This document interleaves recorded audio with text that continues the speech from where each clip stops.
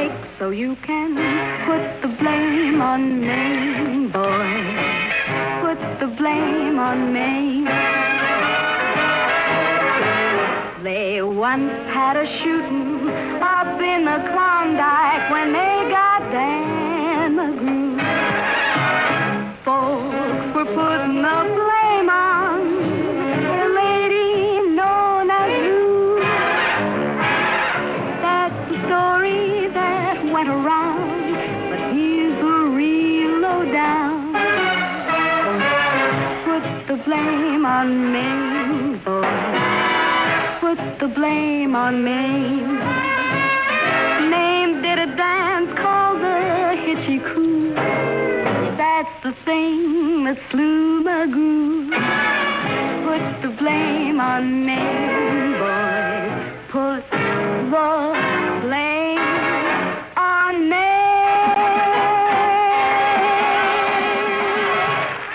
Yo recuerdo la primera vez en que mi anatomía me sorprendió a mí mismo fue en un cine, fue viendo a Rita Hayworth en Salomé.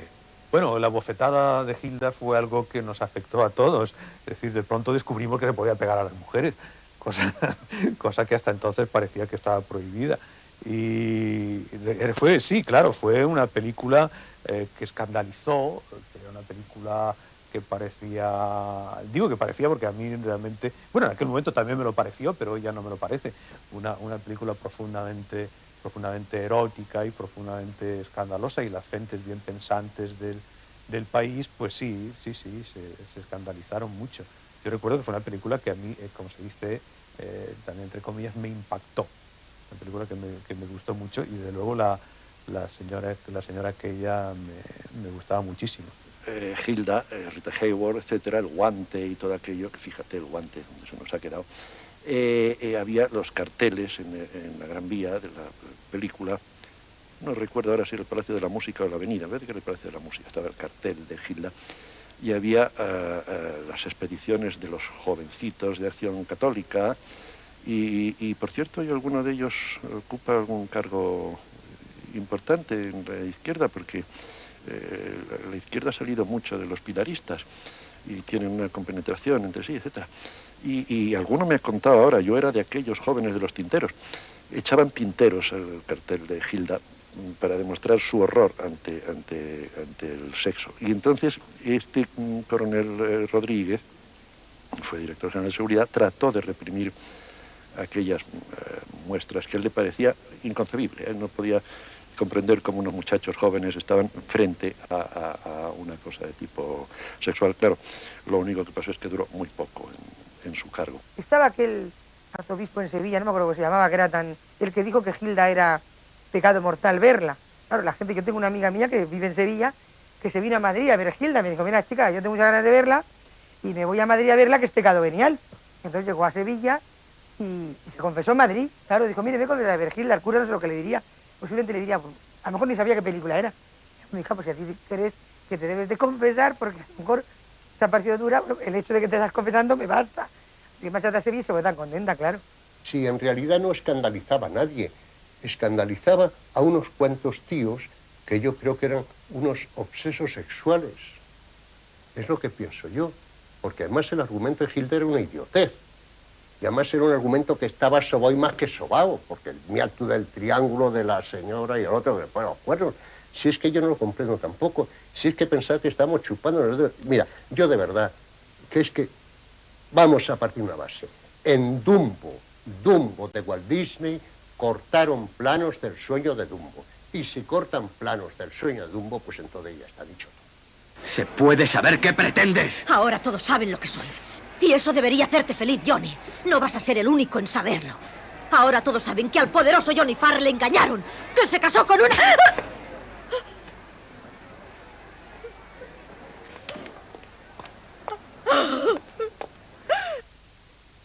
Cuentan los sociólogos que la bofetada de Glenn Ford a Rita Hayworth en Hilda abrió la veda para los hombres de las bofetadas, y que a partir de ese momento los maridos y los amantes se consideraron con el derecho de abofetear a sus mujeres. No sé si esto será cierto, Pero el caso es que en el cine español también se propinaban buenas bofetadas. A veces eran las damas las que abofeteaban a sus galanes, pero otras veces eran ellos los que respondían con violencia a sus desplantes. En algunos casos los padres pegaban a los hijos y en otros los hijos a los padres. Vamos a ver algunas de estas magníficas bofetadas del cine español.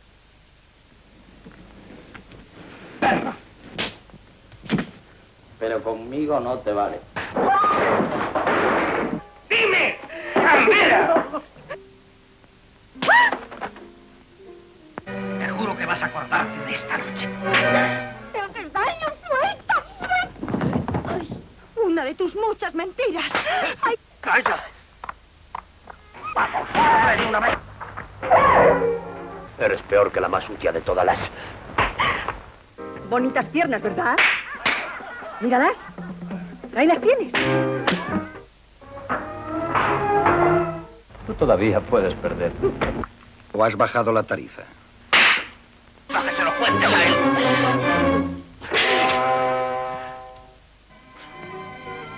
¡Grosero! Sí, pero es a ti a quien detendrá la policía. ¡Cobarde! Esto es lo que mereces por traidor. Ay, la fatalidad.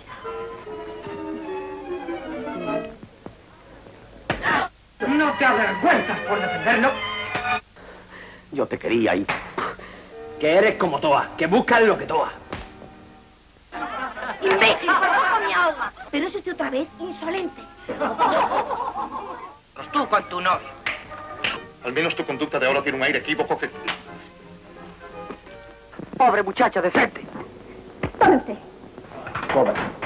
La vuelta para ti. ¡Suéltame! ¿Qué ves? Con esto no se olvidará en toda su vida. No permita que... Mi enhorabuena. ¡No cabe duda! ¡Es cierto! ¡Es usted un grosero! ¡Señorita!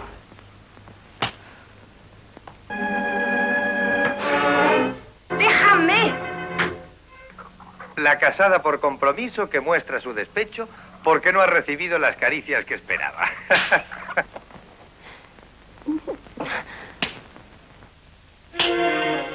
Pero no lo diré. ¿Que este pregonado puede ser tu felicidad? ¡Toma! ¡A mí no me pega usted! Tú ya me entiendes. Un dulce no, pero un tortazo. ¡Eso no se lo aguanto!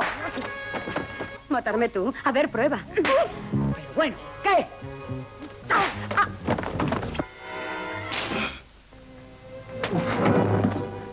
Sé de un modo indudable que estás amante.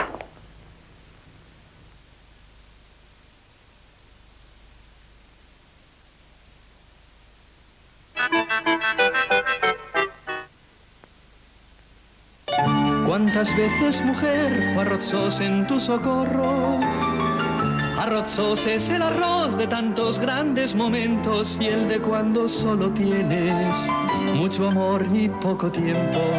El arroz de tus paellas, el arroz de los domingos que entre bromas, humo y risas te prepara tu marido. Porque ¿cuántas veces, mujer, fue arroz en tu socorro?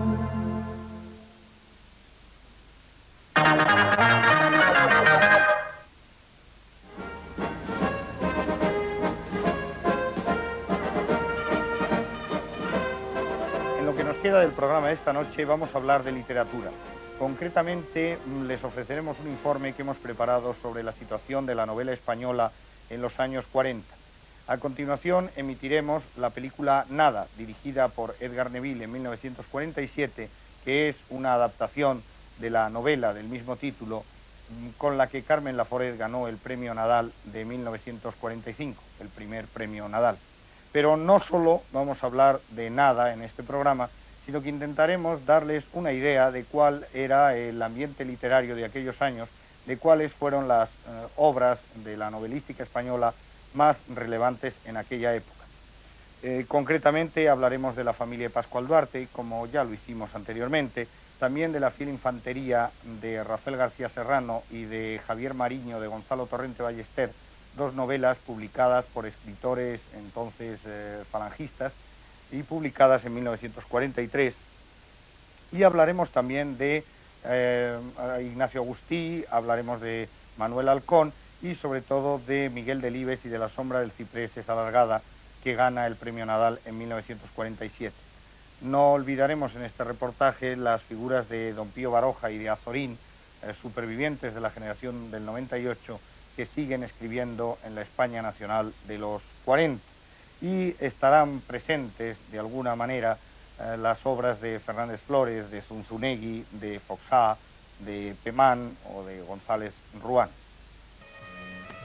La novela debe constar de los 3 elementos tradicionales, clásicos, esenciales. ¿Me entiende? Sí, señor, le entiendo la mar de bien. Y esos 3 elementos de que le hablo, amigo Maello, dejémonos de gaitas y de modernismos, son: Pepe, un poquito de bicarbonato. Enseguida, don Ricardo. Y agua, Pepe, por favor, que esté fresquita. Pues son planteamiento, nudo y desenlace. Sin planteamiento, nudo y desenlace, por más vueltas que quiera usted darle, no hay novela. Hay... ¿Quiere usted que se lo diga? Sí, don Ricardo. Pues no hay nada, para que lo sepa. Hay fraude y modernismo. La guerra civil supone un corte en la continuidad de la literatura española, de la cultura española y de la vida española en general. Sobre esto se ha discutido mucho. Ha habido algunos críticos y expertos que han asegurado que no había habido tal corte. Pero yo creo que fundamentalmente sí, por una sencilla razón. Antes de la guerra había una coexistencia más o menos pacífica de tendencias de todo tipo, desde la más ultraderecha hasta la más ultraizquierda, quiero decir, desde la inicial novela de izquierdas del realismo socialista, como Ramón Sender y los novelistas de la República, hasta pues, gente, digamos, del espiritualismo tradicional, como Ricardo León, y novela vanguardista, novela experimental, el movimiento de los que se habían agrupado en torno a Revista de Occidente y con Benjamín Jarnés a la cabeza, novela tradicional, había los restos del 98, ten en cuenta que Palacio Valdés muere en plena guerra, y después vivían Gómez de la Serna, Pérez de Ayala, en fin. Había novelas de muchas tendencias. Entonces, todo esto se interrumpe y después de la guerra queda. Fundamentalmente, 2 supervivientes del 98, que son Baroja y Azorín, que aunque escriben libros de gran calidad literaria, realmente su momento ha pasado, se les lee menos, y lo mejor de su obra ya lo han dado, y escriben poco. Ricardo León y Concha Espina mueren relativamente pronto. Entonces, hay poco papel, estamos en plena guerra mundial, hay poco papel, hay poca edición.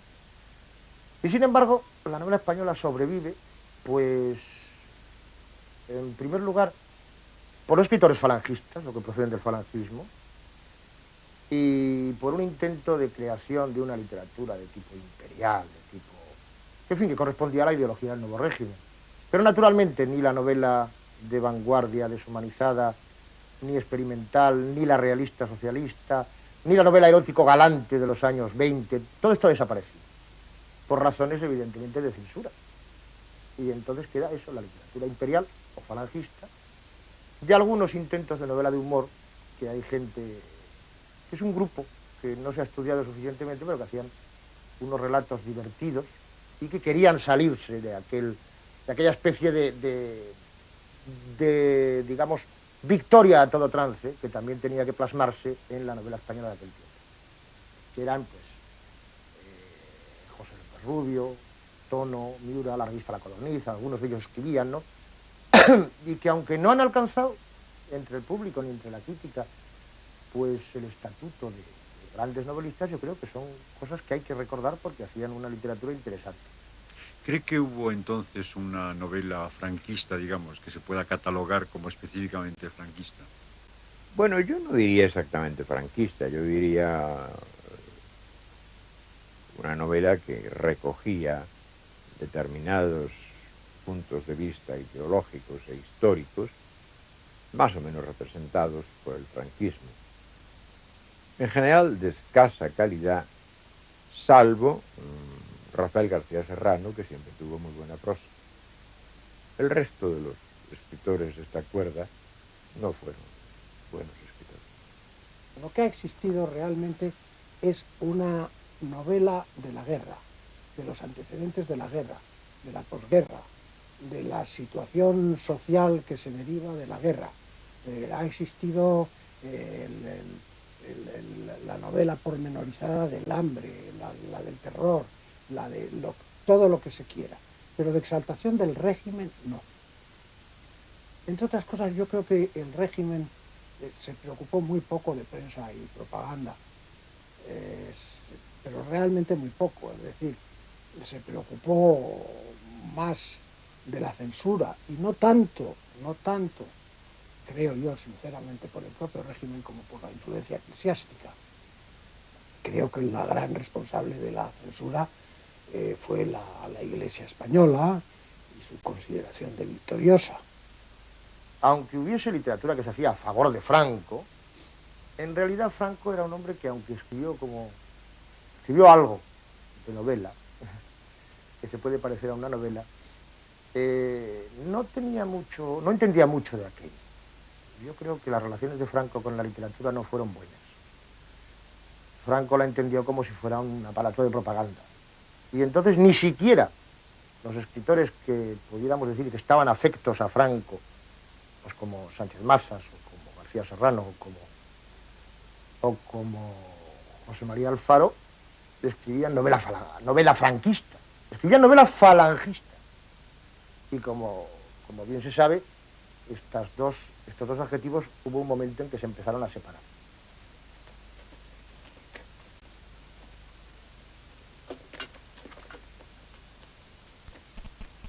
¡Adelante!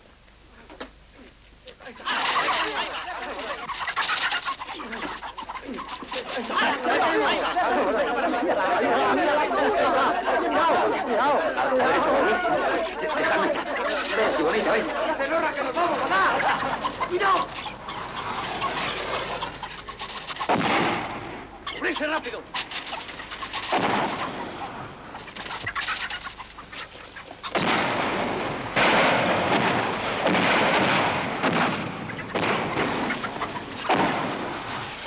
La Fiel Infantería fue premiada con el Premio Nacional de Literatura José Antonio, que se llamaba entonces, en el 42. No sé si el 42 o el 43. El 42 se publica, por lo menos. Bueno, pues será el 42. Entonces es el premio del 43 y a los 6... Bueno, llega a estar un mes en los escaparates. Y a los 6 días de concederme el Premio Nacional de Literatura, me entero en Santiago de Compostela, donde se celebraba un Consejo Nacional del SEU, de que la novela es retirada por orden del arzobispo. Me lo dice el propio David Jato. Y además me dice que para no dar el escándalo de retirar una sola novela, retiran además el Javier Mariño de Gonzalo Torrente y lo de Pascual Duarte de Camilo. Estas dos novelas luego tuvieron autorización.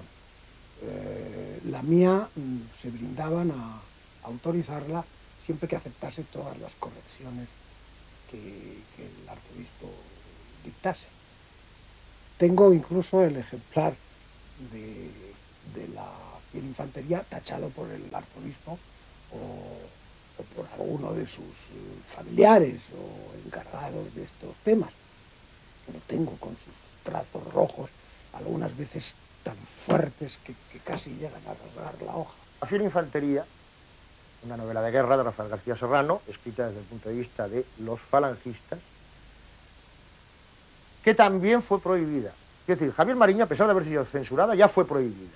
La Fiel Infantería también, por la censura, en este caso por las presiones de la Iglesia. Es decir, una novela demasiado bronca, demasiado dura, demasiado obscena, con demasiados tacos. Se ha publicado recientemente en versión íntegra. Entonces, quiero decir que la censura operaba hasta sobre los propios vencedores. Su primera novela, Javier Mariño, se publica en 1943, pero rápidamente secuestrada por la censura. Sí, el día 10 de enero del 44. Estuvo 20 días. Salió el 20 de diciembre la secuestraron el 10 de enero. ¿Por qué? Pues porque tenía imágenes lascivas. Esa fue la explicación que me dieron. Lo cual hoy resulta ridículo, claro.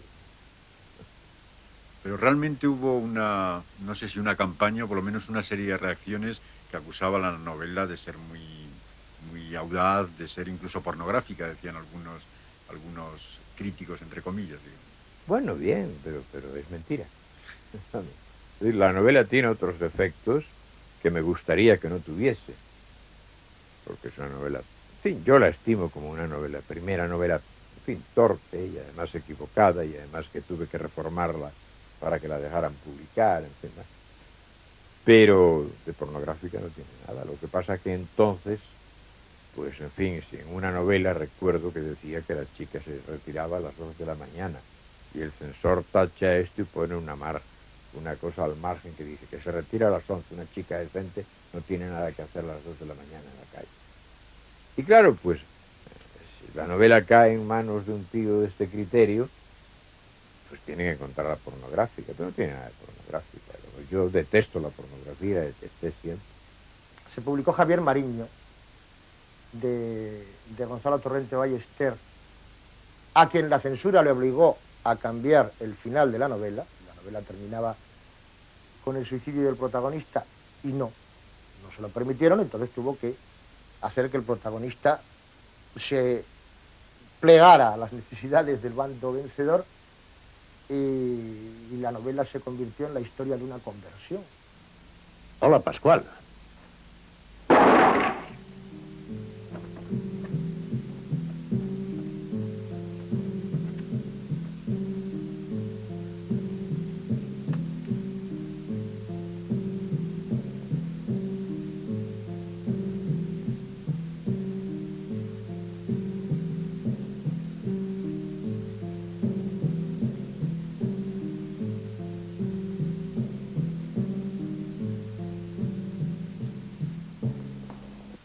Esto lo publiqué en la revista Lazarillo de Salamanca, apenas salido el Pascual Duarte, como ahora verán.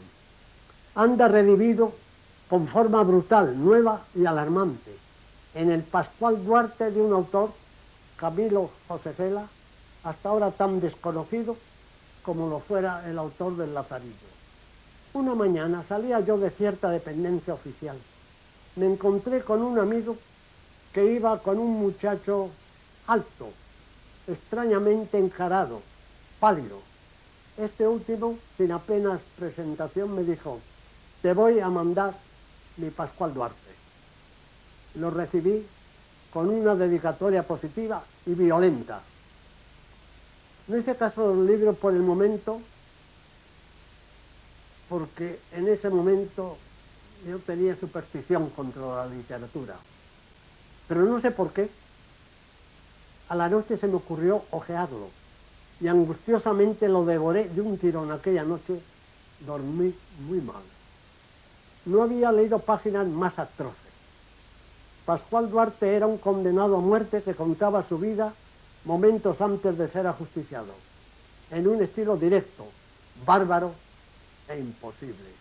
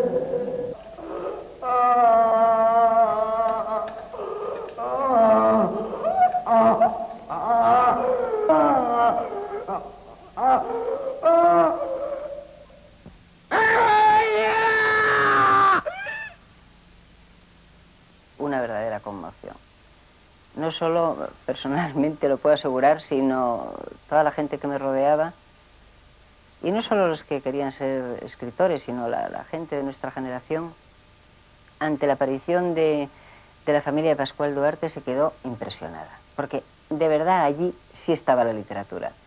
Lo que se había publicado antes, en el periodo que hubo entre la guerra y el 42, bueno, había alguna cosa valiosa, que no voy ahora a decir que no, pero no había nada que enlazara tan directamente con la verdadera tradición literaria del 98, por ejemplo. O sea que ahí, de algún modo, se salvaba el puente ese en el vacío que teníamos antes. Y nos encontramos fascinados con un libro que era diferente en todo, de idioma, de tratamiento, que afrontaba la realidad española y a un personaje español de un modo no triunfalista, sino dramático y duro, y nos dejó verdaderamente impresionados. Yo creo que todos pensamos que se había recuperado el camino de la literatura y que ahí estaba el camino y que por ahí era por donde se abriría la brecha. Eso, vamos, lo tengo muy claro. Ciertamente la familia Pascual Duarte tuvo problemas con la censura de la época, pero aún así resulta muy chocante que se llegara a publicar, ¿no? Sí, a mí me parece cada vez más chocante. Yo creo que cuando se publicó, nadie de los que podían haberlo impedido, no sé cuáles serían las razones para que saliera, pero yo creo que una de las razones es que no se daban cuenta de lo que significaba la familia Pascual Duarte. Parecía una historia de un ser loco, anormal, lo que fuera, pero nadie podía imaginarse la trascendencia que tenía. Y hay una expresión curiosa de Camilo, entonces, cuando dice, bueno, y pido perdón por el poco trabajo que me ha costado, me considero el primer novelista de mi tiempo. Esta enfática, esta, digamos, casi daliniana manera de comportarse, hablando de sí mismo, quizás se refiere un poco a que efectivamente la novela había bajado y él advierte que en ese instante adquiere con su Pascualillo, pues echa a andar. Dice Baroja, con mucha gracia, cuando lee la novela, dice, uy, uy, uy, cómo se nota que este chico está en la censura, porque le extraña que aquella novela pueda publicarse. Sí, se leen los comentarios de la época, la revista Ecclesiastes, en fin, calificándola de absolutamente nefanda, de inaceptable. Se la publicó Pascual Duarte con dificultades, una novela muy dura también, pero tuvo el apoyo de algunos de los mandamases de entonces, frente a otros muchos. Creo que los grupos más preocupados de la estafeta literaria, Juan Aparicio y tal, decidieron, con bastante buen sentido, que La familia de Pascual Duarte era un gran libro. Y entonces lo propiciaron, lo lanzaron, tuvo muchas dificultades de censura, pero al final se impuso. Se impuso y fue editado abundantes veces, pero con tiradas cortas que tampoco le supusieron demasiado dinero a Camilo José Cela, que, bueno, pues, logró lentamente, a base de escribir mucho más y de publicar mucho más en la prensa, pues hacerse ya un nombre conocido. La familia de Pascual Duarte, novela tan dura, tan bronca y tan extraordinariamente escrita, se impuso desde el principio, por su propio peso específico.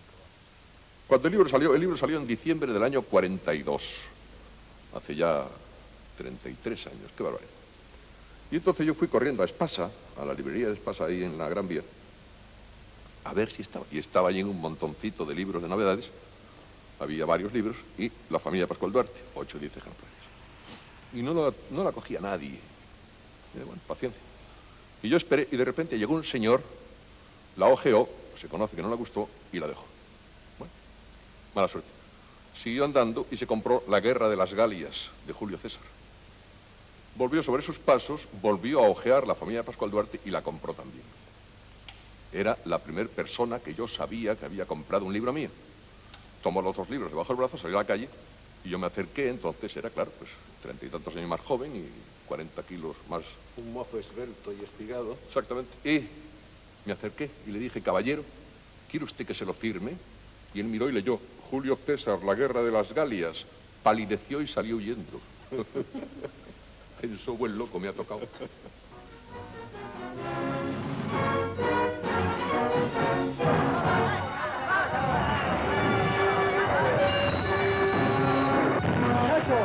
Los ingleses. ¡Largo todas las velas! ¡Largo todas las velas! ¡Deprisa! ¡Deprisa! ¡Largar a Barlovento! ¡Atención! ¡Largar a Barlovento! ¡Lanzar escoba! ¡Lanzar escoba!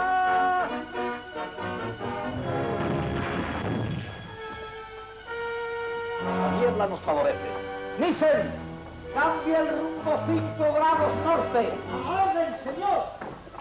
¡Atención a las gavias! ¡Atención a las gavias! ¡Cortad los rizos! ¡Cortad los rizos! ¡Hay que cerrar a la banda! ¡Yo te ayudaré! ¡Hala! Ahora cogemos el viento de lleno. ¡Buen parchazo vamos a dar! ¡Cambia a proa! Podíamos contestar con los cañones. Si nos dan caza lo pasaríamos mal. Debemos defendernos. No, sería peor. Tírenlos al mar. San Cooper, que tiren los cañones al mar. Y las anclas. Y todo lo que pese. Hay que aligerar el barco. Vamos muy escorados. La voladura se resiente. Cogemos agua por la mula de estribor. Esto es peligroso. Si se rompen las cuerdas, estamos perdidos. Escuche cómo cantan las cuadernas. No resistirán. Nos bastan que resistan un par de horas. Es una locura. Aquí mando yo. Quedaba como un islote la obra y la personalidad de Baroja, como un islote de la generación del 98. Azorín quedaba junto a él, pero en la novelística era Baroja un poco el superviviente de aquel momento. ¿Qué peso tiene Baroja en ese momento en la sociedad literaria española, en los medios culturales? Bueno, Baroja, que era un señor sobre todo profundamente liberal, la guerra le coge ya muy viejo, naturalmente. Tiene que exilarse. Se escapa de su casa de Vera de Vidasoa junto con su sobrino Julio Caro, que le lleva hasta la frontera para dar el paso final. Y él lo ha contado muchas veces muy bien. Entonces, cuando vuelve, Baroja sigue teniendo lucidez, sigue teniendo espíritu crítico, pero ve con toda claridad que no puede oponerse a aquello y se dedica a escribir pues, sus últimas obras, muy de aventuras, muy de nostalgia. Fundamentalmente, durante la guerra publica una novelita que a mí me encanta, que se llama Susana o los cazadores de moscas. Después, en Buenos Aires, aparece Laura o La soledad sin remedio. Y por último, El hotel del cisne, El puente de las ánimas, recogiendo historias vascas del siglo pasado.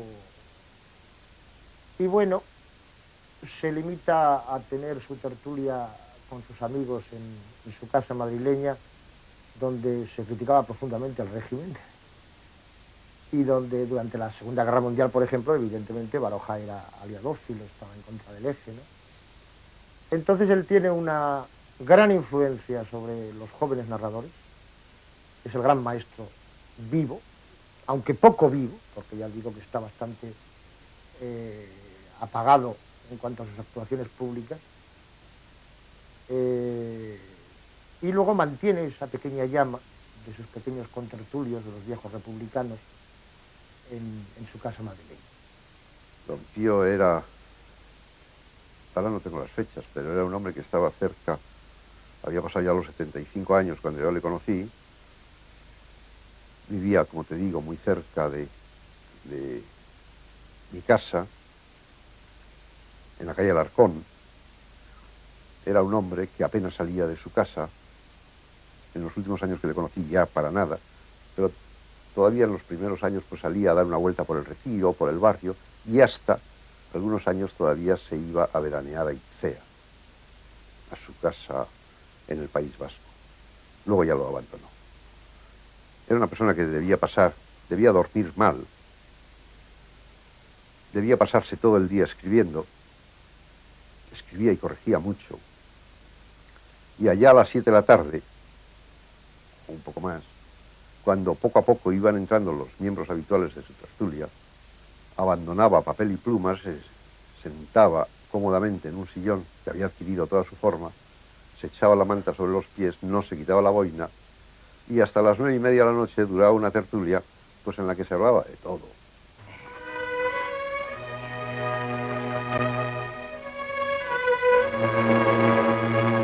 Vaya, que tengas buen viaje. Aquí está la carta. Le aseguro que estaba esperándola con gran interés. ¿Y por qué, don Pío? Cuénteme. Verá, cuando escribí hace años las aventuras de Zalacaín, me limité a contarlas con la realista sequedad de un biógrafo. Pero me dejé en el tintero las extrañas circunstancias que me hicieran conocer su vida. Ahora que usted quiere llevarlas a la pantalla, pensé que podían interesarle. Por eso, cuando me habló de sus proyectos, escribí una carta y aquí está la contestación. No sé cuál será. Los dos la conoceremos al mismo tiempo.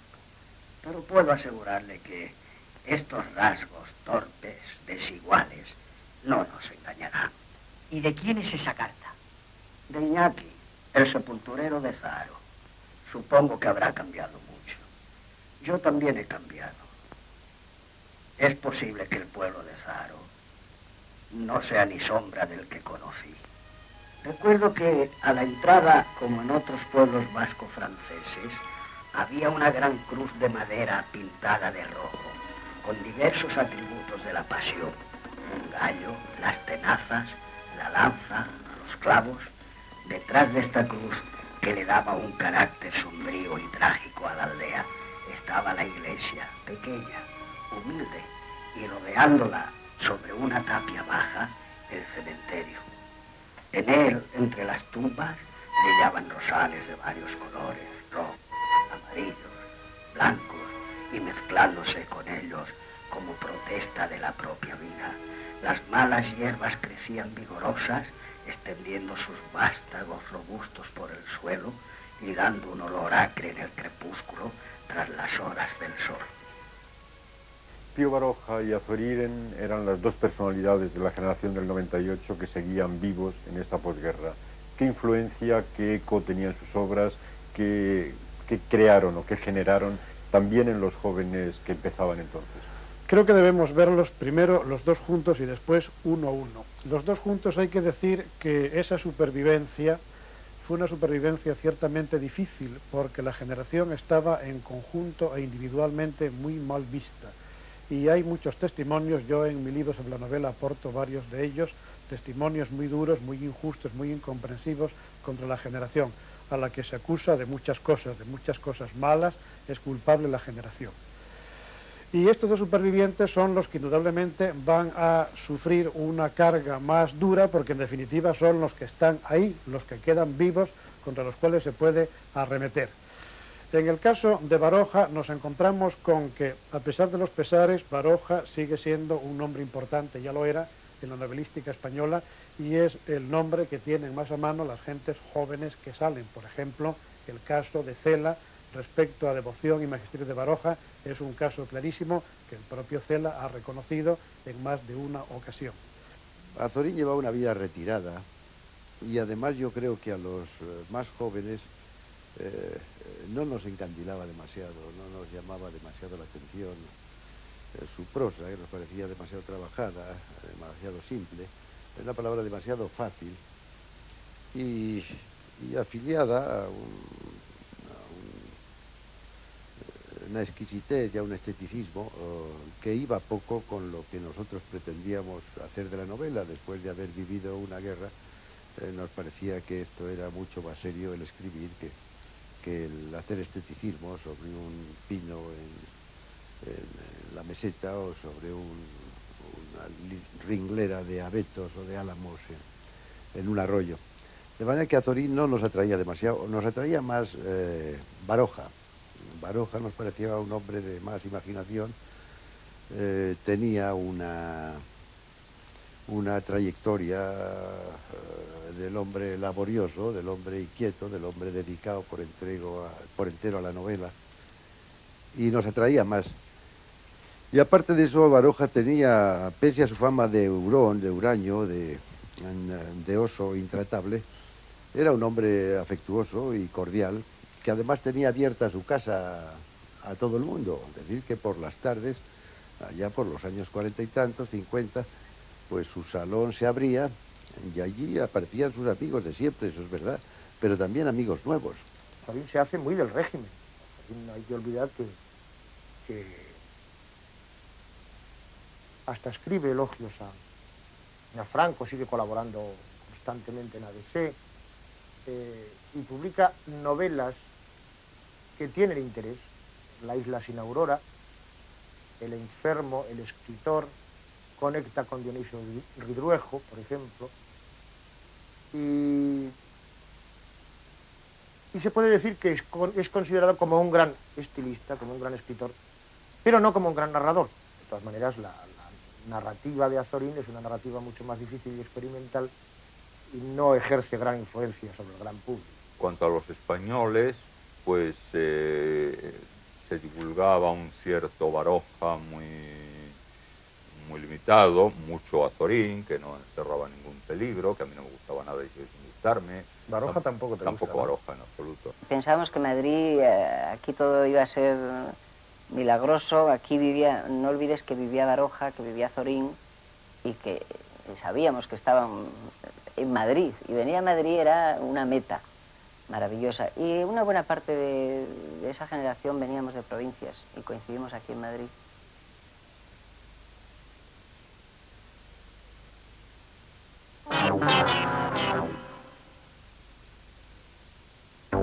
Le vamos a demostrar cómo sacar dinero de 26 entidades bancarias, aunque usted tenga cuenta en una sola.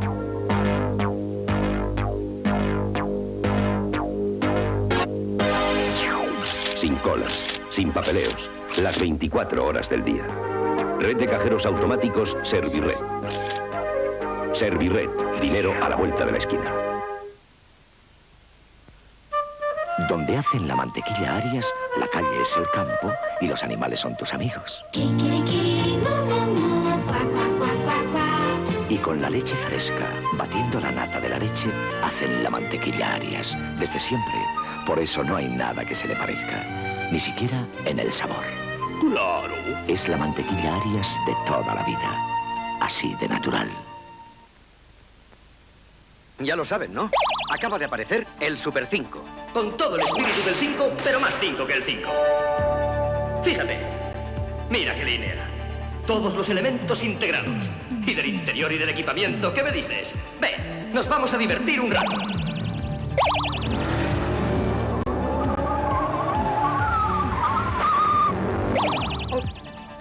Ya lo saben, ¿no? Es el Super 5. Con todo el espíritu del 5, pero más 5 que el 5. Cada año los municipios exponen las listas del censo electoral, censo que hay que actualizar por cambio de domicilio, fallecimientos o mayoría de edad. 2 millones de modificaciones sobre un total de 28 millones y medio de electores. Con este volumen de datos siempre existe un riesgo de error en el tratamiento informático. Para ejercitar el derecho al voto, la inscripción en el censo electoral ha de ser correcta. En beneficio de todos, compruebe ahora la exactitud de sus datos personales.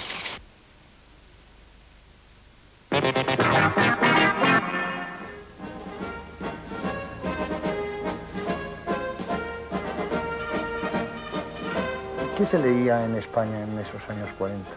Pues en esos años 40 se leían una serie de cosas, que era lo que se publicaba entonces. Se leía a Somerset Maugham, se leía a la Hostilay, Stefan Zweig, una serie de cosas que no eran demasiado comprometidas con la censura, y era lo que se publicaba. Se leía Rebeca, se leían todas, Posada Jamaica, de Dafne y Morir, todo ese tipo de cosas se leía. Y luego se leía, como se podía, la generación del 98, que eran un poco nuestros abuelos culturales. Porque otra cosa que no hay que olvidar es que la guerra nos dejó sin padres y sin abuelos, literariamente hablando. Los padres porque estaban en el exilio, la mayoría, o habían muerto. La gente que escribía en la República o se había marchado o lo estaba pasando mal.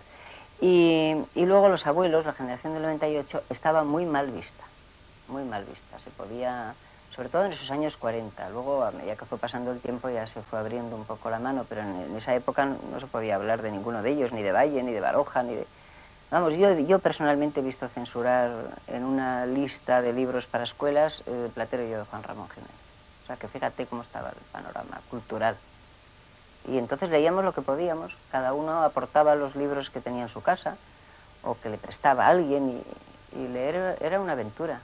Aparte de la generación perdida y las figuras más notorias de la novela americana de entreguerras, Faulkner no era entonces el más apreciado.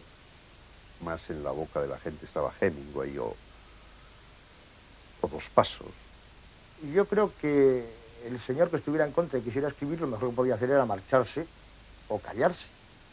No había otro sistema, había una censura muy rígida, una censura que se imponía a las editoriales, a los medios de comunicación, los periódicos, etc.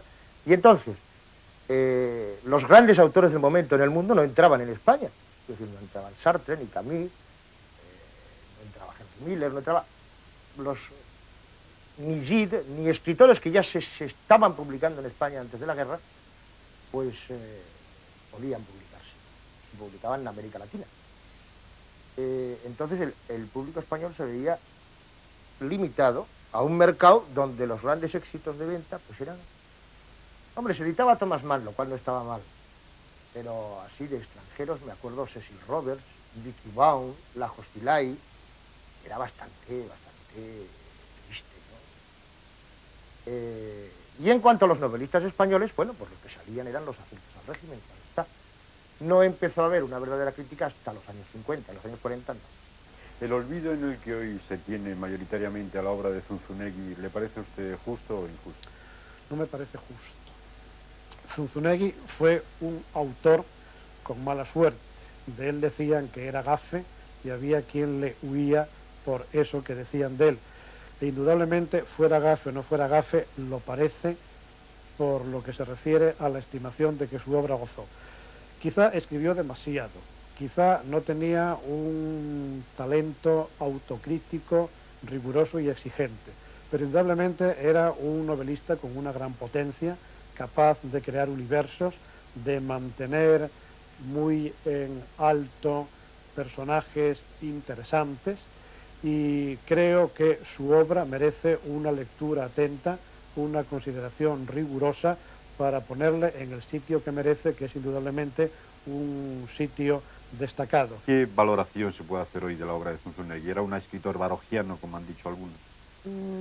Es curioso, yo creo que era barogiano de espíritu de las cosas que quería contar, mientras, y sobre todo por su común origen vasco, pero estilísticamente no. Estilísticamente era más complicado, tenía influencias de Gómez de la Serna, hacía verdaderas greguerías dentro de sus novelas. Sus novelas son interesantes y hoy la mayoría de ellas bastante ilegibles. Él era un hombre procedente de una familia de la buena burguesía de Bilbao, que se juntó con el bando de los vencedores, era de derechas, claro está, y que antes de la guerra ya empezó a publicar algunas de sus primeras novelas. Y después de la guerra tiene, digamos, es un personaje... Él era tenía bastante genio, era un hombre muy suyo. Entonces no se llevaba bien con todo el mundo, ni mucho menos. Y esto lo aisló bastante. Pero él hizo algunas de las novelas más interesantes del momento, y yo creo que se le puede leer como documento histórico. Obras, por ejemplo, como La úlcera, que acabas de citar, Los dos tomos de la quiebra, La vida como es, Esa oscura desbandada, aunque muchas veces se fue a contar historias de tipo galdosiano del siglo pasado, pero de alguna manera también tenía una intención realista. ¿Qué tipo de persona y de escritor era Agustín de Sousa? Bueno, solían decir que era un lujo de la diplomacia española. Yo creo que era también un lujo de la literatura y de la conversación. Era un hombre espléndidamente ingenioso, lleno de cultura, de gran agudeza. Su hermano Jaime decía que tenía los ojos como pinzas de langosta, que se fijaba en todo lo devoraba. No hay más que un testimonio de él novelístico, que es muy bueno, que es Madrileco Checa. Realmente, para estar hecho además en el mismo momento de la guerra, es un documento importante como pueda serlo, por ejemplo, en el otro lado, lo de Arturo Barea, también escrito en la proximidad del conflicto. Luego es un gran poeta. Es un gran poeta que acaso algunos poetas un tanto herméticos desdeñen, pero yo estoy con lo que decía Rafael Sánchez Mazas, que los buenos poetas son los que hacen llorar a las mecanógrafas. Y tanto Rafael Sánchez Mazas como Foxá eran capaces de llegar al alma del pueblo. Esto no tiene trazas de acabar. Todos los padres del pueblo han desfilado por aquí con sus hijos. Por aquí, por la Academia Enciclopédica. Ese necio de Moscoso ha formado un equipo siguiendo nuestro mismo procedimiento, imitándonos como siempre. Vasco. ¿Y qué tal? Comprenderá usted que no asisto a los entrenamientos, pero parece que no es tan mal. Sobre todo el portero, un mulato que encontraron en el barrio del hospital y que es nieto de uno de los primeros negros que tocaron en España el saxofón. Se llama Tom. He oído hablar de él. Bueno, le hemos armado. Magnífica inyección de entusiasmo la que dimos a este pueblo perezoso y frío. Y ese orgullo corresponde al gran colegio. A usted, mi querido señor Ferrán. Me han dicho que ni cuando la guerra carlista estaban los ánimos tan excitados. Media ciudad es partidaria nuestra e idolatra a Gelasio. La otra media invoca a Tom y confía en que dará el triunfo a la academia. Pero ya lo veremos, ya lo veremos. Y no será mientras Héctor Pellegrín exista. El gran colegio triunfará. Pero cuando nuestro equipo haya vencido al de la academia, ¿será verdaderamente el gran colegio el victorioso? Ya no quedan entre nuestros 11 muchachos más que 2 de nuestros auténticos discípulos. Algunos no son ni aún de la ciudad, sino hallados por usted en otros pueblos. Se nos dirá que ellos no pueden representar al gran colegio y habremos de bajar la cabeza. Oh, ingenuo señor director, cuán desconoce las peculiaridades deportivas. ¿Qué otra conducta siguen los grandes clubs que para empresas de mayor fama y provecho alinean bajo sus colores a jugadores traídos de las más lejanas tierras? Me atrevo a rogarle que si entre su apretada sabiduría queda lugar para una nueva máxima, incluya esta que le regalo con mucho gusto. Un gol, mi respetable director, no tiene patria. Venceslao Fernández Flores, que había tenido una producción interesante, quizá el libro más importante que publica pues El bosque animado, tal vez en aquel tiempo, una huella de luz también, que era una novela que realmente tenía interés. Él solía decir, Fernández Flores, que había sido uno de los escritores más leídos y que menos tinta había hecho gastar a los críticos. No había tenido muy buena prensa en la crítica nunca Venceslao Fernández Flores. Sin embargo, tiene una estimación considerable, a pesar de que no se le haya hecho justicia. En aquellos años quizás su obra más importante sea El bosque animado, ¿no? Un libro muy bello, como tal libro, incluso, sin duda. Y luego pues tiene alguna novela que escribió, una sobre la guerra, que un poco recordando su cautividad, tiene escaso valor, y una última ya, El sistema Pellegrín, que era francamente mala. Y se iban reeditando sus obras anteriores, Los que no fuimos a la guerra, todas aquellas que forman una colección estimable dentro de la novelística española del siglo. Le admiraba, le leía.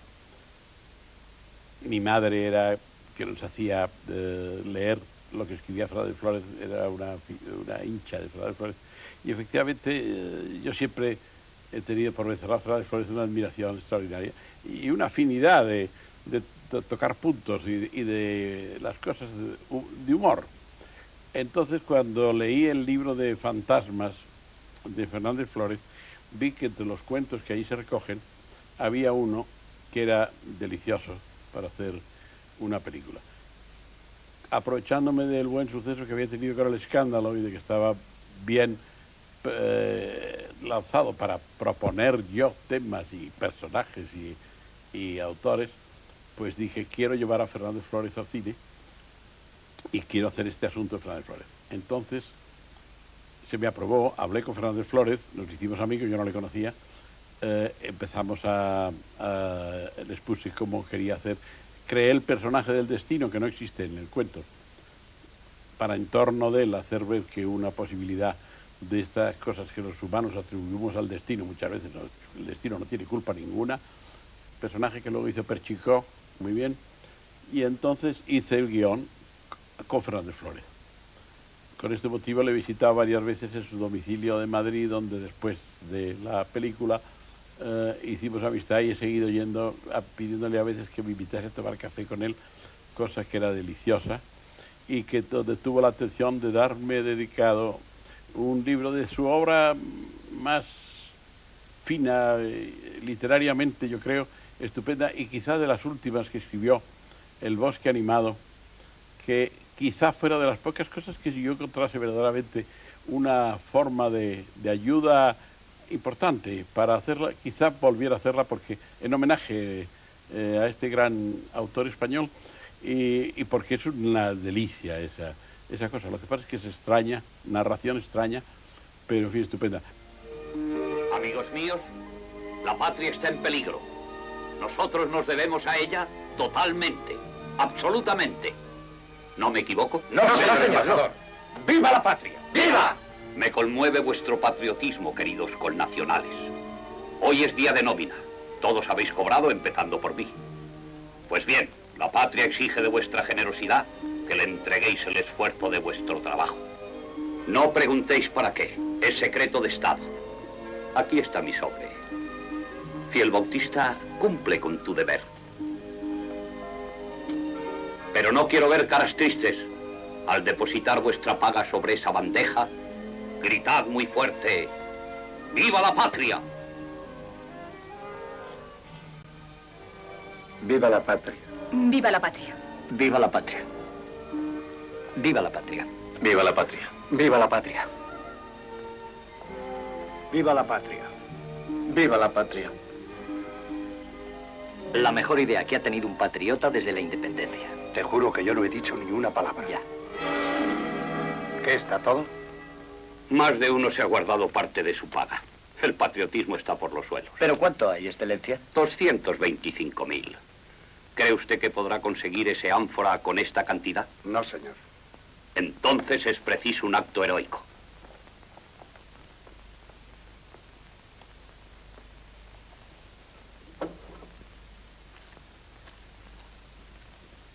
Pero, excelencia, ¿sin fondos?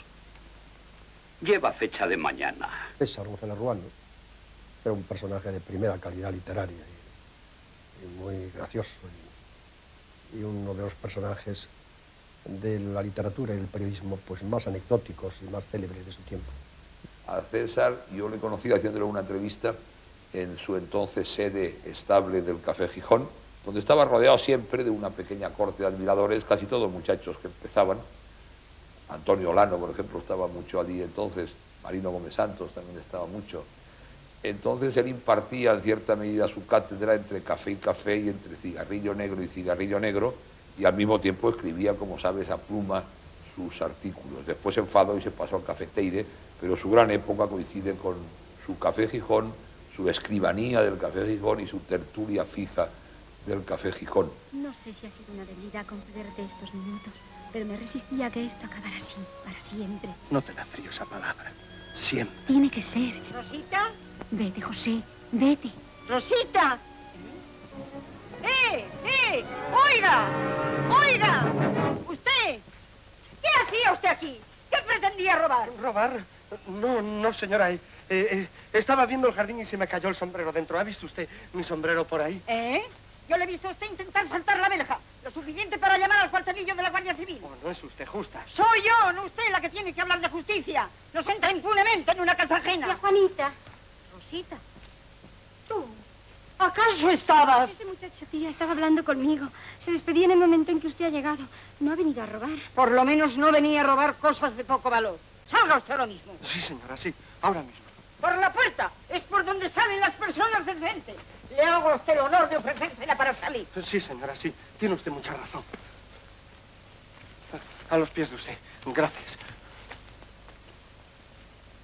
¿Qué es esto, Rosita?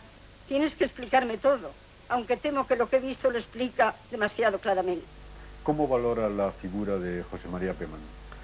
Es una figura difícil de valorar en cuanto que fue muy político, se politizó mucho a sí mismo, le politizaron mucho. Él mismo hablaba de que había gente que tenía de él una imagen incompleta y falsa. Peman, el autor, únicamente del Divino Impaciente como si no hubiera escrito más. Escribió mucho, quizá con exceso, porque tenía una gran facilidad para escribir. Yo a Pemán le valoro sobre todo como articulista. Decir esto no es decir ninguna novedad, pero sí es decir una evidencia. Sus artículos en la tercera de ABC normalmente son ciertamente, y muchos, bastantes, artículos magistrales. Creo que ahí es donde está, al menos para mí, el Pemán más interesante. Con respeto para su poesía, con respeto para su teatro, con respeto para su narrativa. Por ejemplo, ahora mismo me acuerdo de una novela corta, El romance del fantasma de Doña Juanita, que me parece deliciosa.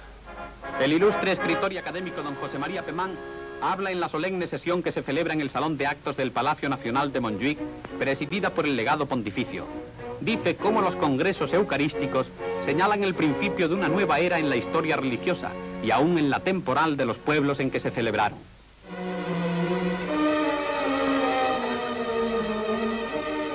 ¡Los franceses! ¡Los franceses por la loma! Esperad. Los franceses, mi capitán. Cargarles con vuestro lancero. Muchachos, este es un enemigo que se ve venir. Esto no es nada para nosotros. ¡A ellos!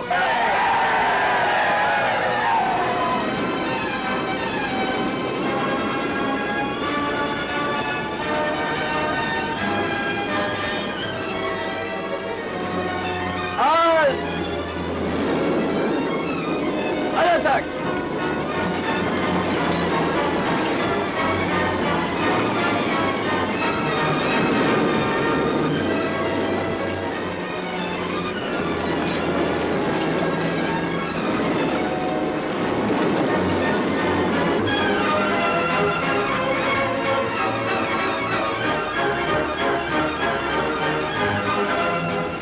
¿Lo veis? ¡También son de carne!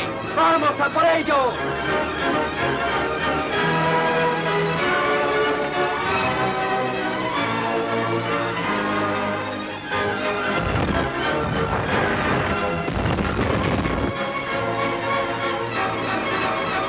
¡Un nuestro!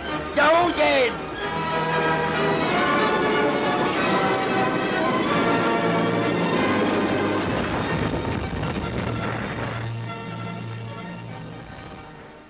Manuel Alarcón es otro escritor de un cierto refinamiento literario,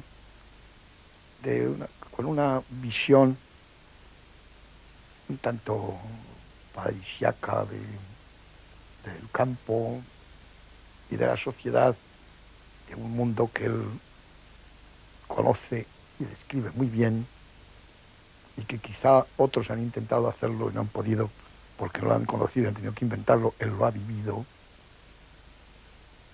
Que es una novelística que también, que con una gran, muy empeñosa de ocupar un sitio importante en nuestra novelística. A mí me parece un tanto frustrada por una cosmovisión reducida, una visión social muy restringida, pero con una finura, con una gran consistencia estética,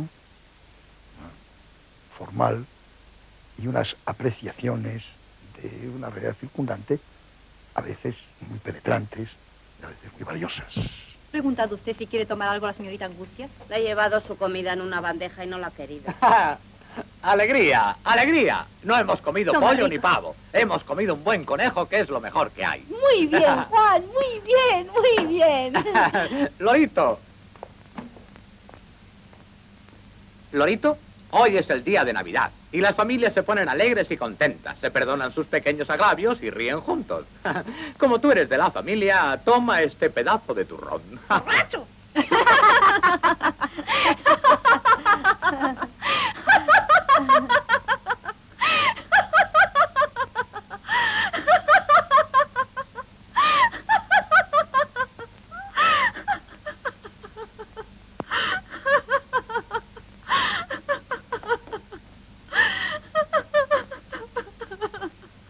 Vamos, Andrea, vamos, que te va a hacer daño. No te pongas mala en un día como hoy. ¿Qué te pasa, Andrea? No lo sé, abuela. No lo sé. Andrea. Angustias te llama. Anda, a ver si consigues que coma algo.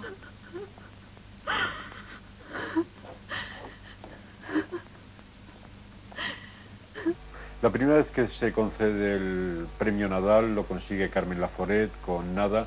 ¿Qué supuso en ese momento la aparición de esta novelista y de esta novela? ¿Qué es lo que más llamó la atención o lo que más destacó en esta obra?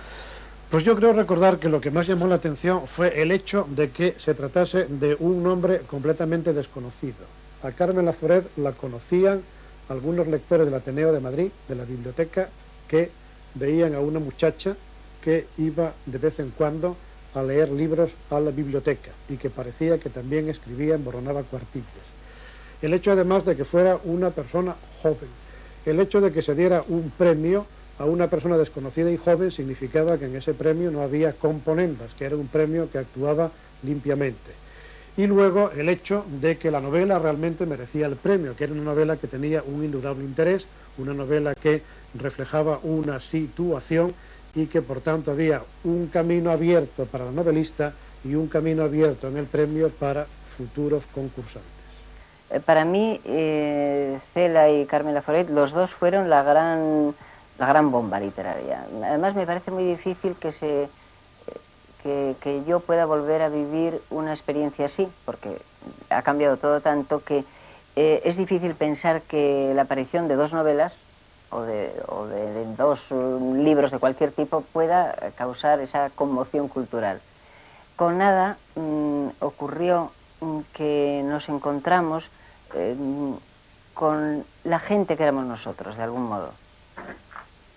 Así como en la familia de Pascual Duarte tomamos contacto con la verdadera raíz, la verdadera entraña del pueblo español, con Nada yo creo que nos encontramos con nosotros mismos. La protagonista de Nada éramos nosotros. Justo es el año en que estamos en primero de la facultad. Y la protagonista de Nada es una universitaria que está viviendo en plena desolación de la posguerra. Hay una gran orfandad en el libro, hay tristeza, soledad, hay vacío, el vacío de la posguerra. Es una adolescente, una joven que entra a la universidad en un mundo en ruinas. A su alrededor todo se ha derrumbado. Y eso que quizá lo hemos analizado después, en aquel momento no lo analizaríamos, seguramente nos limitábamos a leerlo ya que nos impresionara y nos gustara, pero era el encuentro con nosotros mismos, que yo creo que eso lo vimos después, hasta qué punto nos veíamos reflejados y nos veíamos identificados con ese mundo de Nada. La novela causó un impacto por sus propios valores y también tengamos en cuenta que el mundo literario también era muy machista entonces. O sea que la aparición de la primera mujer que después de la guerra salta al mundo literario con una novela en la mano y una novela además buena, pues tuvo su importancia en el efecto que produjo en el público, lo cual es perfectamente legítimo. Nada, pues alcanzó el premio Nadal. El primer premio Nadal fue el año 44. Y yo creo que le dieron 5.000 pesetas de premio a Carmen Laforet, lo cual en estos tiempos de Cervantes y Planetas resulta un poco irrisorio. Aún en aquel entonces 5.000 pesetas no era demasiado dinero. Era, bueno, pues el sueldo de 2 meses de un españolito medio. Pero sin embargo alcanzó éxito, sobre todo porque era una novela diferente, una novela que contaba las angustias existenciales de un adolescente en la Barcelona de posguerra, sin ninguna complacencia, con mucha penetración poética, y que sorprendió. Yo me acuerdo de haber leído en los boletines de la censura de aquel tiempo, porque, bueno, casi todos eran boletines de censura, pero me acuerdo de un boletín del INLE que decía que era una novela peligrosa, asiática, muy torturada, y que no era para poner en todas manos. Claro, esto era terrible. ¿Cuál es la situación entonces, en ese momento, del escritor español? Bueno, muy mala. Es que realmente la situación del novelista, hablando de novelas, del novelista español actualmente es también mala, es difícil. Pero es que entonces, cuando yo salgo a la palestra literaria, no hay más que una oposición que se convoca cada año, que es el Premio Nadal. No hay ninguna otra posibilidad de manifestarse que ganando ese premio o, en fin, quedando entre los colocados, porque a veces editaban 3 y hasta 4 novelas de las últimas, de las finalistas del Nadal. Amigo Maello, permítame compartir con usted ese cuaderno escolar de tan gratos recuerdos. No tengo un solo papel virgen que llevarme a la pluma. Tenga usted, don Ricardo. Si las musas y el jurado de Huesca me otorgan la flor natural y esas 3.000 pesetas, le juro solemnemente, amigo Maello, que le convido a usted a croquetas de pescado sin límite alguno. Por favor, Pepe, un café con leche y un poquito de bicarbonato. Sí, señor. Y agua fresquita, si es posible. Se gana el premio Nadal en 1948 con La sombra del ciprés es alargada. Nos gustaría que rememorara un poco aquellos días, cómo recibió la noticia, qué supuso para usted, qué sensación dominante tuvo en aquel momento, etc.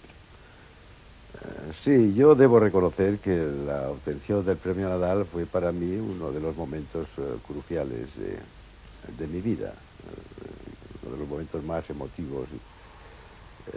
Yo había reservado que estaba escribiendo una novela a todo el mundo, tan solo lo sabían en casa de mi padre y mi mujer, de manera que no había dicho absolutamente nada. Y entonces estaba de redactor en el norte de Castilla. Y me acuerdo que esa noche, donde todos hacíamos mesa, porque los periódicos eran entonces de 4 páginas, de 6 a lo sumo, ¿verdad? Ya como un derroche, no había papel. Pues la verdad es que teníamos poco que hacer, no había secciones al margen de las informativas, y para titular las noticias que cabían en 4 o en 6 páginas, pues éramos 8 personas, de manera que trabajamos muy poquito. Pero yo esa noche me levanté con una diligencia desusada para ir a las cabinas del teletipo, y es que estaba esperando la noticia de Barcelona. Y en efecto, sobre las 12:30 o la 1:45 salió la noticia, letra a letra, claro que esto es lo que me paralizaba el corazón, yo mano a mano con aquel teletipo que me iba diciendo pues que había quedado con Ana María Matute y con Pombo Angulo finalista en las votaciones. Seguí entrando, ¿verdad?, sin decir todavía nada, hasta que salió otra noticia en la que decía que Pombo Angulo y yo éramos los finalistas definitivos. Y ya salí a la redacción y dije, pues soy finalista del premio Nadal. Pues, puede usted imaginarse.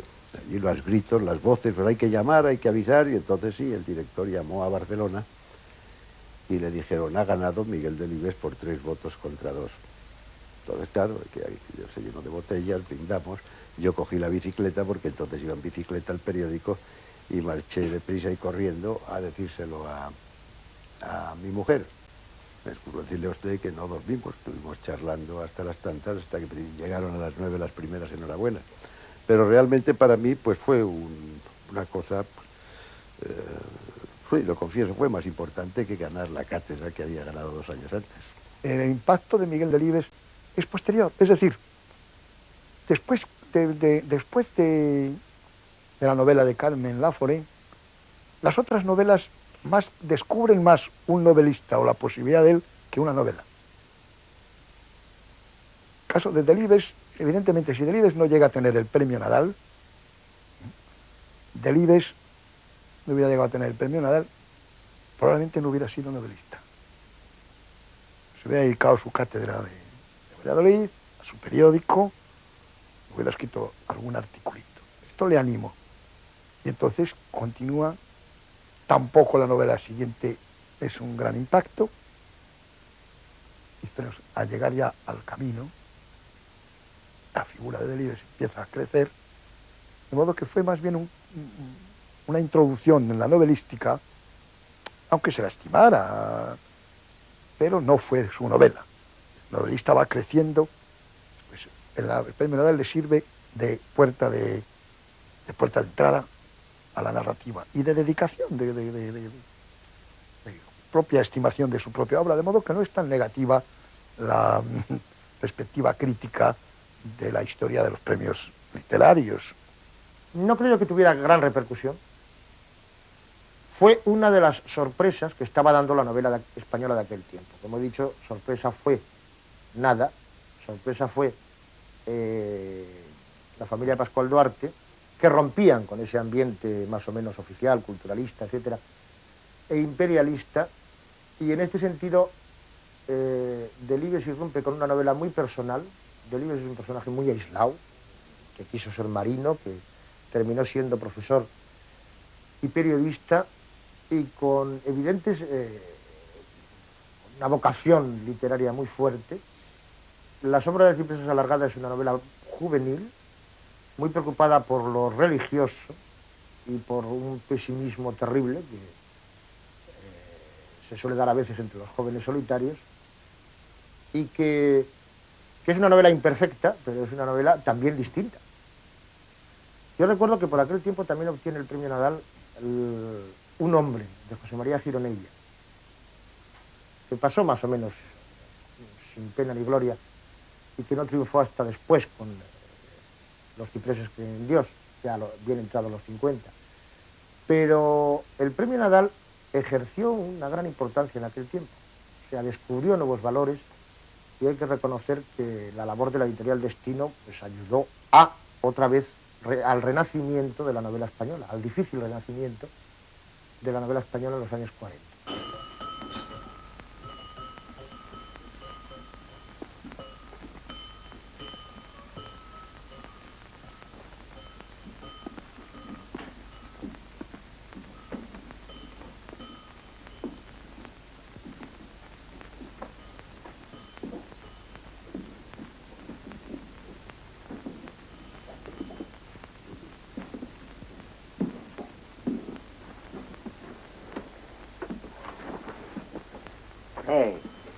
Sea usted bienvenido a la casa de Portillo. Muchas gracias. La casa de Portillo es una casa muy seria. Hombre, no lo dudo. Yo soy el célebre Cicerone que enseña a la población. Muy bien, muy bien. Aquí todos son unos ignorantes. No saben distinguir. Hombre, habrá de todo. No, señor. Aquí no hay nada de nada. Le digo que todos son unos ignorantes. Mi nombre es Julio Vacas, aunque me llaman Portillo. En este pueblo cada hijo de vecino tiene su apodo. No se libra nadie. Aquí tenemos un capazorras, un tamarón y un quemado, un chapitel, un costelero, un pincha y un caganido. Tenemos un monafrita y un cabezón, y un caldo y agua y un caracuesta, un chiril y huevo y un cabrito ahumado, un fraiserino, un insurrecto, un futiqui y un piratos. Aquí, señor mío, no nos privamos de nada. Ya veo, ya. Y a todos juntos nos dicen bufones y borrachos, los del pueblo de al lado. Yo he enseñado la villa a todos los visitantes ilustres. ¿Y vienen muchos? Muchos. Y muy importantes. Hace años, antes de la aviación, anduve enseñándole el pueblo al rey de Francia. Ah, sí. Como lo oye. Fue en un viaje de incógnito, de riguroso incógnito. No se enteró ni Dios. Venga, venga. Fue cuando eligieron a don Niceto Alcalá Zamora. ¿Sí? Sí. Usted cree que soy un ignorante, ¿no es así? No, hombre, Dios me libre. Pues le voy a decir una cosa que quizá usted no sepa. Bueno, usted la sabe, pero como si nada, ¿eh? Bueno, de acuerdo. Resulta que él y don Niceto eran primos. Caramba. Como lo oye. Y claro, como don Niceto era republicano, él, por aquello del que dirán, tuvo que hacer el viaje de incógnito. Lo sé de buena tinta. Era un hombre que daba gusto hablar con él. Muy listo, alto, bien vestido. Enseguida se echaba de ver que era un rey del extranjero. Claro, claro. Y cuando se marchó, me dijo, Portillo, toma, para que agarres una borrachera a mi salud. Y fue y me dio 2 duros. La cogí de pronóstico. Créame, se lo juro. Pues le creo. ¿Por qué el viaje a la Alcarria? ¿Por qué hacer un viaje a la Alcarria? Esto fue hace 30 años, fue el año, claro, 45 debió de ser, no, 46, bueno, es igual. Y de repente me entró el aburrimiento en Madrid, y no era todavía un Madrid tan aburrido, monstruoso y tecnócrata como el actual. Todavía era respirable, pero pensé que me vendría bien echarme al campo unos días, y no pensé más. Me busqué unas guías de ferrocarriles, de carreteras, para saber por dónde iba vagamente a ir, aunque después iba por donde me llevaban las circunstancias. Tomé el tren, me bajé del tren en Guadalajara y eché a andar. ¿Para qué luego escribió el libro? Hombre, era un poco la experiencia de aquel viaje, ¿no? Yo en el viaje no escribí, me limitaba a tomar notas en un cuaderno, porque claro, si las notas las tomas en una cuartilla, al final vuela, las lleva el viento, eso.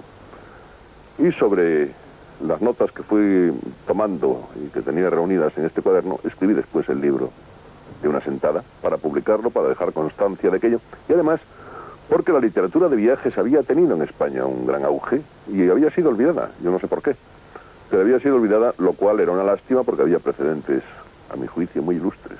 ¡Oh! Mi querido académico. Venga. No. Permítame que le presente a Matías Martí, inventor de palabras. Don Ibrahim de Ostolaza y Bofarul, ilustre jurista. Encantado de conocer a otro poeta. Poeta, yo no. Yo jamás he sido capaz de unir más allá de 3 o 4 palabras.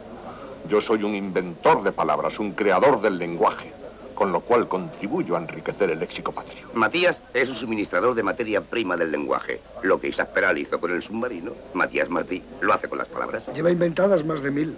Por favor, Matías, dele usted la última a don Ibrahim. Bizcotur. ¿Cómo dice? Bizcotur. Dícese del que sobre ser bisojo y mal encarado mira con aviesa intención. Puede también usarse como sustantivo. Se la regalo. No sé qué decirle.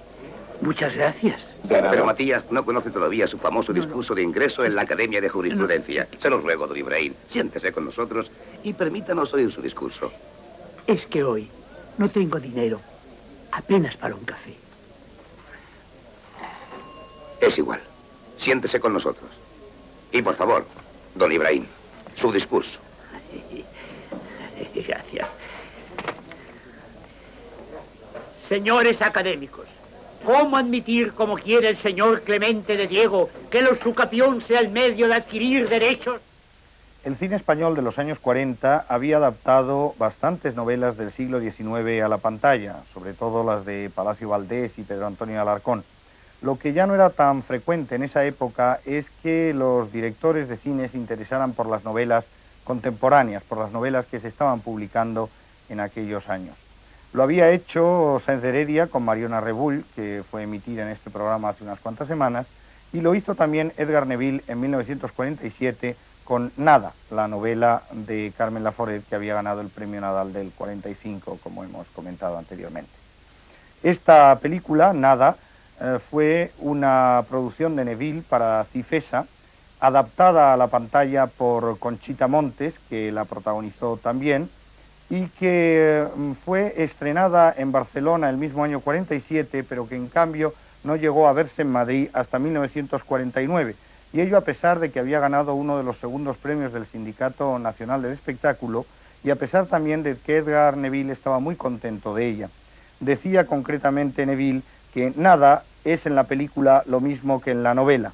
Creo haber conservado su ambiente hosco y duro, su clima, y conseguido todo esto sin retórica y sin artificios, conservando los personajes con la misma sinceridad con que los trasladó al libro Carmen Laforet. Esto está transcrito por Julio Pérez Perucha en un excelente libro sobre el cine de Edgar Neville. El caso es que en Nada, película, estaba fotografiada por Manuel Berenguer, la música era del maestro Muñoz Molleda y los decorados de Sigfrido Burman, construidos por Francisco Canet. En su equipo técnico figuran otros nombres ilustres del cine español de de aquellos tiempos y de los años posteriores, como por ejemplo Alfonso Nieva o Valentín Javier o Julio Buch, que era el script de la película, y sobre todo Juan Mariné, que era ayudante de cámara en esta película y que después se convertiría en uno de los operadores más importantes del cine español. En cuanto al reparto de Nada, estaba compuesto, además de por la excelente Conchita Montes, a la que ya hemos visto en este programa en interpretaciones tan memorables como las de La vida en un hilo o Domingo de Carnaval.